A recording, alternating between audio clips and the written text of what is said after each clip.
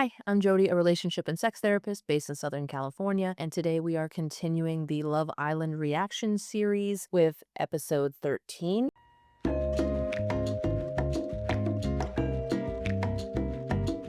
We ended the last episode with Kenzie and Corbin stealing themselves away, ended up making out. We're kind of surprised that happened, but they were kind of starting to go into the we're going to keep this a secret kind of thing, and then where is this going to go? And we're also still on the kind of Anaya-KC conflict, where Anaya was feeling kind of insecure about him potentially wanting to speak to Soul and kind of just really getting into like her anxious mind about all of this. Anaya and Trinity are talking, just checking in. Of course, Anaya is kind of venting.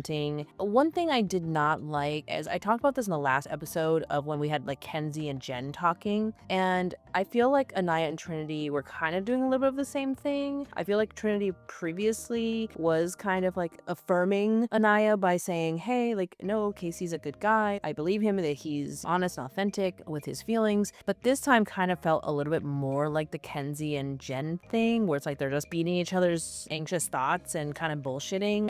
If he does want to talk to Soul or whatever, just let them see how that moves. If he likes it, he likes it. If he doesn't, that's the only way to test if y'all really have something good. Like, that's how me and Bryce had our thing. I do think that Anaya needed some affirmation and empathy and validation. However, I really think that she needed people to say, hey girl, I know how you're feeling and I think you're sabotaging right now. I think that, you go through what you're going through, but just be careful because you're kind of pushing him away right now and you're starting a conflict maybe, that doesn't necessarily need to happen. That wasn't really what was happening there. In case he was talking to other guys, still feeling really frustrated and confused and just not wanting to deal with all the drama. Understandable, I get it. It was really strange to see that even though Corbin and Kenzie were just making out the night before, Melanie finally slept in the bed with Corbin, as remember they're currently matched. But she was sleeping in Soul Ties because I'm sure one, because she didn't want to be around Sincere and Soul, but also because Corbin kind of has something going on with Kenzie, so it's kind of awkward to be like coupled up with somebody. So just kind of basically having her own bed outside. So it did finally show that she did sleep in the bed and that they were making out. So I'm like, okay, are they finally exploring this? What's gonna happen? I don't know. It did show some,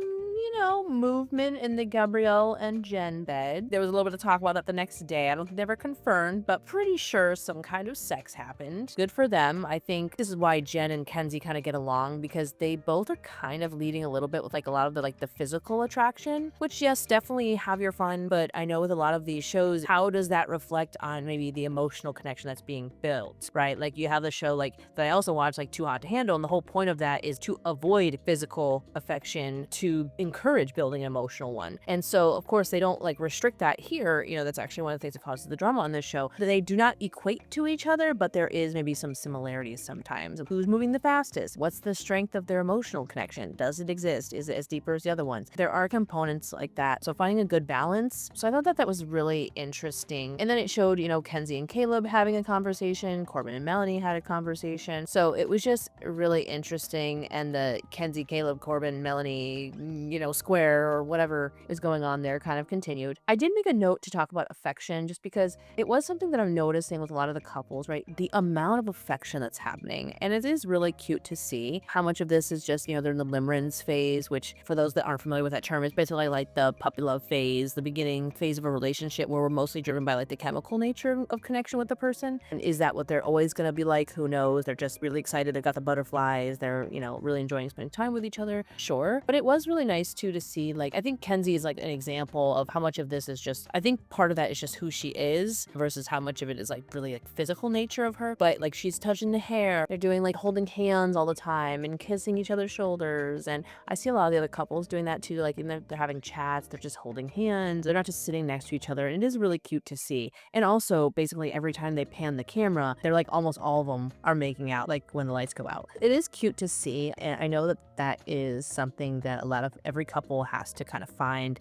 their rhythm with each other on these kind of things. Are they a really affectionate person? I think with attachment, this comes up a lot because not all of us come from really affectionate families. Like I know my family was not the most affectionate to a degree, but I don't always know how to interact that way, or like with female friends, like I was never really affectionate with them either. But I went through this stage of like, girlfriends would be like holding hands or hugging and, saying cutesy things to each other. And that was just an interesting thing because I wasn't used to that. Maybe that's also my personal style, but it was like just noticing like the culture too around these things and how do you navigate that right when you're in relationships. Then we have the announcement of the recoupling looming. So basically, the assignment was each person had to write a love letter to the person that they wanted to couple up with. So you weren't going to know anything. You were going to have to put it in this general mailbox and they were going to distribute it to the appropriate person. And so when you get to the recoupling, then everybody has their own mailbox. Then we take turns kind of opening them and seeing who got letters. And obviously, if you didn't get a letter, then you're going to be single and vulnerable. I'm just going to go through how that recoupling went. We were due for one for a while here. It's like perfect timing for all of these kind of love triangles or squares or whatever to really clarify intention, because at some point we do have to make a decision. Do those decisions really for sure mean something? No, you could be coupled up with somebody and still explore other people. But a lot of the times it does add a little bit more clarity for people if this is the person I actually want to commit to and move forward with and spend my time with. And does that mean anything? Who knows? Of course, the way that they set it up is, the more predictable couples are kind of on the end, and then on the end of the circle, the semicircle. And then, of course, the last ones that are going to go are the ones that are in these triangles or squares. So we had Bryce and Trinity. Of course, they ended up choosing each other. I think we all kind of saw that one coming. One thing that was really cute about them was, I think that even as the viewers, it was really nice to hear their feelings. I mean, of course, they wanted to hear them too, but I know this was a couple that a lot of us were kind of questioning. Is this authentic? Like, they're saying they like each other, but Bryce particularly like is not very like vocal about his feelings, it feels like. And so we were questioning for a while, like, are they even a match? Is this just kind of like going along, like nothing really of substance there? But it was really nice to hear the things that they said to each other and kind of to solidify their couplehood. Then we had Gabrielle and Jen. It was nice to hear a little bit of Gabriel's soft side. Again, heard me say over and over again that he kind of gave fuckboy energy. And so to see him actually access his emotions, because again, they've been mostly physical. I think they've had conversations, but you were kind of questioning, like, is this something that's actually real? So we're still going to see about them, but they ended up coupling up again and they seem very happy with each other. We had Casey and Anaya, which this one was one that we were unsure. They're still coming off that rift. They still haven't had their recovery from that. And so is this going to be the final straw? Is one of them going to choose somebody else and just kind of call it quits? Like, what are we going to do? They ended up choosing each other. And I liked in their letters how they both kind of talked about like their protective parts that came from other relationships or their family. Anaya's was actually being able to verbalize this part that we've been talking about that's kind of sabotaging a little bit because she's been wounded by so many relationships. And so there is a part of her that fears that something's too good to be true and is going to question whether that's real or not. And so I really like that she took accountability that that's what was happening, but then was able to lean into the vulnerability of expressing her feelings to Casey and actually committing to it. And again, being vulnerable with him, putting herself out there and committing to him. It's not easy to do. And then Casey was, it was really adorable because reading Anaya's letter, you could tell that he was getting a little bit choked up. His letter, he talked about the humor, which is what Anaya needed kind of affirmation about. And they had had a conversation before, but I think him really verbalizing that that was a way that he's learned to cope with difficult situations, and not necessarily that it's him not taking things seriously. But again, I think seeing like the vulnerable and adaptive components of these kind of behaviors, was really common, and not assigning a meaning to it of, hey, it means he doesn't care. Yeah, sure, we might need to make some adjustments to that work for each of them, but I like that they addressed those things. Then we had Zach and Kata, adorable letters. We kind of knew they were probably going to match up to. They haven't really been talking to anybody else, and they seemed pretty locked in. The kind of note that I made about them was I like that they were verbalizing how they kind of balance each other out, and they kind of help each other to work through some of their own stuff, but also they just kind of pair well with each other, and like one's good at one thing, another one's good at another thing, or they just get each other. And also the security that they feel, again, that's underlying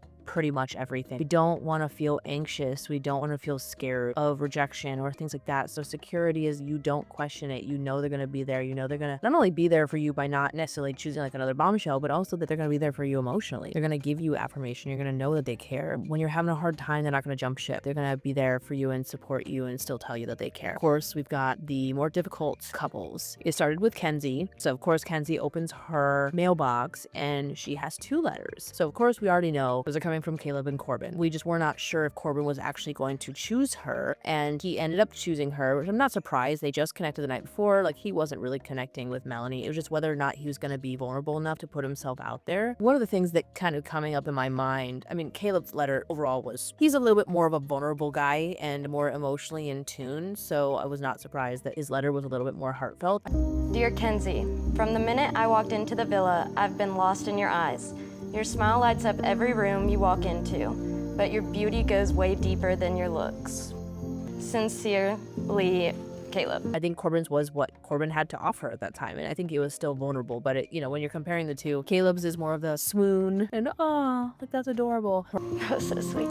Corbin's is, you've got the touches of it, but it's not like a fairy tale letter or anything. One thing I think that stuck out to me about Corbin's, and one that I kept thinking of, and I'm sure the camera panned to it as well, was exactly what Corbin said is what Melanie has been wanting to hear from Sincere, is, I know that America took us apart. I'm still committed to you. I want to show you. I want to make this work. Whether or not you're going to reject me, I'm going to put myself out there and try to prove myself to you. Melanie, Sincere, and them and Soul hadn't gone yet, so we don't know how that panned out yet, but I was like, oh, if Corbin wrote that letter and they shared it and then Melanie doesn't get chosen, the wound that's going to be, I'm going to feel so bad for her. Then we go to the other side of who does Kenzie choose? Both Corbin and Caleb have to open up their mailboxes. Who is Kenzie going to choose? I miss our time together, but most of all, I miss you. Love, Kens.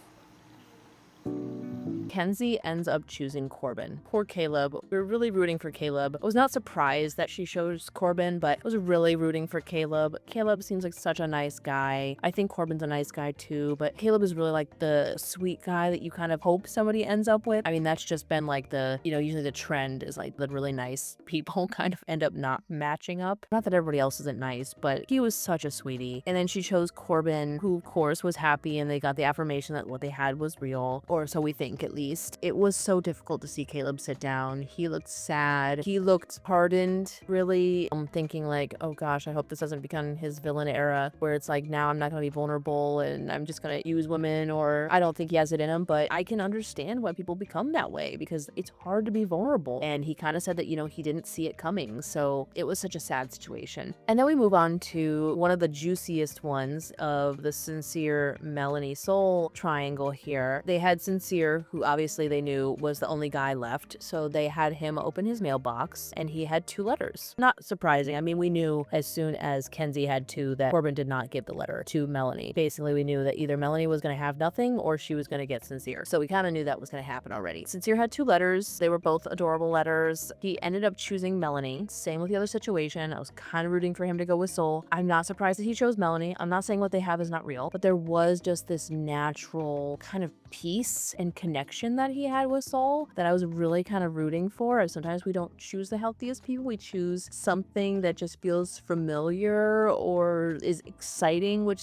we have to be very careful. Does exciting mean toxic? Is that butterflies or anxiety? These are kind of things that, I work on with clients of like, hey, what is that? Again, I'm not here to judge his relationship with Melanie, but there were more conflicts in the short time that they've been together than he had with Soul. Like with Soul, they just seemed to kind of just vibe and felt easy. She wasn't jealous. It just went. But he did not end up choosing her. She said that she kind of expected it, but still put herself out there. It was really cute to hear both Melanie and Sincere in their letters reference like personal stories they had shared with each other about their outside life and just really cute things like that. It showed they did have some deep conversations. Now we've basically have Caleb and Soul left over and we're not at a banishment yet. They ended up coupling up together. It was a pretty drama-filled episode. They say at the end basically that for America to vote for their favorite couple, so we know something with that is going to be coming up. We know from past seasons there's usually some juiciness that comes around these things, but I'm assuming that's going to be next episode and we're going to see the aftermath of the recoupling.